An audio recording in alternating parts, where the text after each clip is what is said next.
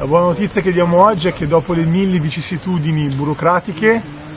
il Ministero ha autorizzato i lavori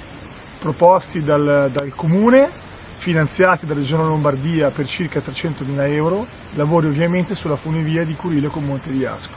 Sono successe tante vicissitudini, anche molto triste, ma finalmente il cantiere è aperto, stanno lavorando gli operai della società Doppelmayr, società del Trentino Alto Adige, leader in Italia per gli impianti a fune, faranno sicuramente un ottimo lavoro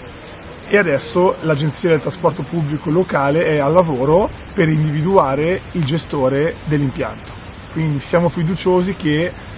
nei prossimi mesi, ma anche prima magari, non diamo tempistiche perché abbiamo visto che questa vicenda ci sono stati molti